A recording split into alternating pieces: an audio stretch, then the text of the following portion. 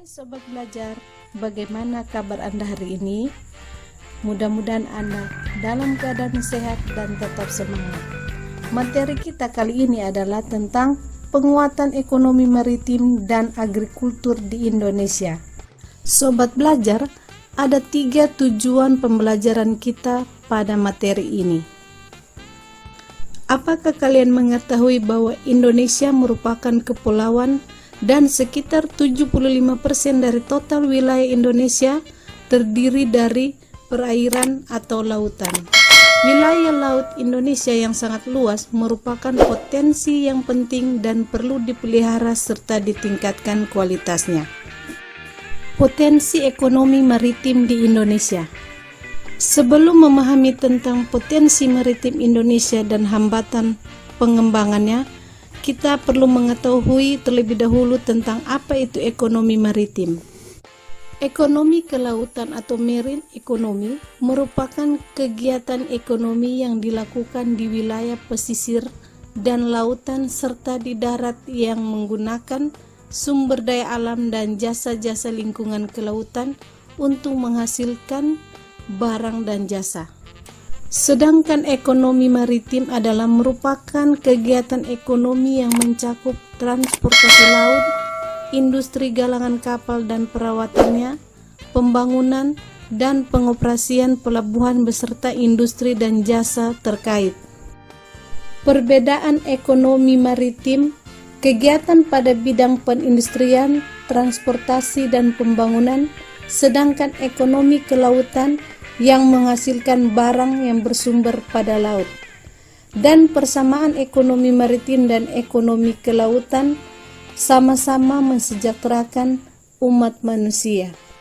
Sobat Belajar, rumput laut merupakan kekayaan sekaligus keindahan bawah laut untuk menarik wisatawan baik asing maupun lokal.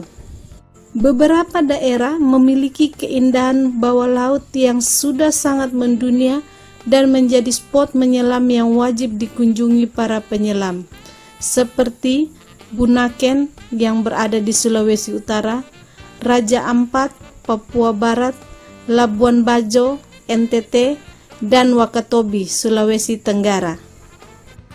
Indonesia adalah negara kepulauan terbesar di dunia yang secara geografis terletak pada persimpangan Samudra Hindia dan Samudra Pasifik.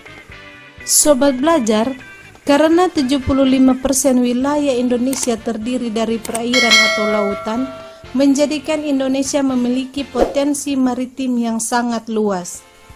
Indonesia merupakan negara peringkat kedua dalam memproduksi perikanan tangkap dan peringkat keempat dalam produksi perikanan budidaya. Bagaimana kondisi ekonomi maritim di Indonesia dan negara-negara ASEAN? Pembangunan ekonomi maritim ingin menjadikan kekayaan potensi kemaritiman sebagai landasan untuk mengadakan ketersediaan infrastruktur yang berkualitas, terutama di sektor kemaritiman. Ada 3 kondisi ekonomi maritim yang ditinjau dari segi pelayaran, segi perikanan, dan segi pariwisata bahari.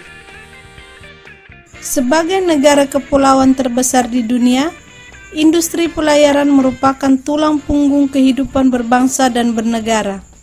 Namun dalam realita, industri pelayaran nasional saat ini dalam kondisi belum begitu baik. Ini disebabkan karena daya saing SDM masih relatif rendah, pangsa muatan armada kapal nasional masih tergolong rendah, dan fasilitas kapal angkut yang belum memadai. Berikutnya sektor perikanan. Potensi sektor perikanan Indonesia sangat besar dan sepantasnya Indonesia menjadi negara industri perikanan terbesar di Asia. Namun, kontribusi sektor perikanan terhadap pendapatan nasional masih rendah. Sektor yang ketiga adalah pariwisata bahari. Pengembangan pariwisata bahari diyakini dapat mempunyai efek berganda, yaitu dapat menyerap tenaga kerja, meningkatkan pendapatan masyarakat, dan mendatangkan wisatawan yang berasal dari luar negeri. Bagaimana strategi dan kebijakan pengembangan ekonomi maritim di Indonesia? Strateginya antara lain meningkatkan daya saing, meningkatkan kesejahteraan masyarakat, penguatan kedaulatan maritim, dan pengembangan infrastruktur secara mandiri. Selanjutnya, penguatan agrikultur di Indonesia. Sobat belajar, apakah kalian sudah pernah mendengar kata agrikultur? Ekonomi agrikultur merupakan upaya peningkatan perekonomian dengan memberdayakan sektor pertanian. Jadi, agrikultur merupakan kegiatan pemanfaatan sumber daya hayati yang dilakukan manusia untuk menghasilkan bahan pangan, bahan baku industri, sumber energi, atau untuk mengelola lingkungan hidupnya. Kegiatan pemanfaatan sumber daya hayati yang termasuk dalam agrikultur dipahami orang sebagai budidaya tanaman, bercocok tanam, atau pembesaran hewan ternak. Apa yang menjadi potensi agrikultur di Indonesia? Sobat belajar, Indonesia sebagai salah satu negara yang termasuk dalam wilayah tropis memiliki potensi pertanian yang sangat baik. Salah satu produk pertanian andalannya adalah buah-buahan dan sayuran. Di sektor pertanian, Indonesia memiliki beragam jenis tanaman.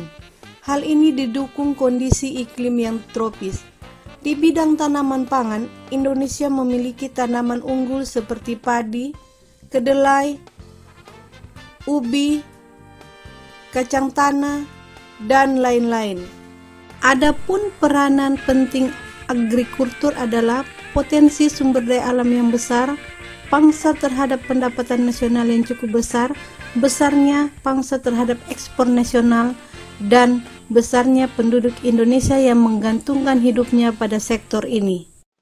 Pengembangan di bidang agrikultur mempunyai beberapa hambatan, antara lain, apa saja strategi pengembangan agrikultur di Indonesia? Yang pertama adalah eco-farming.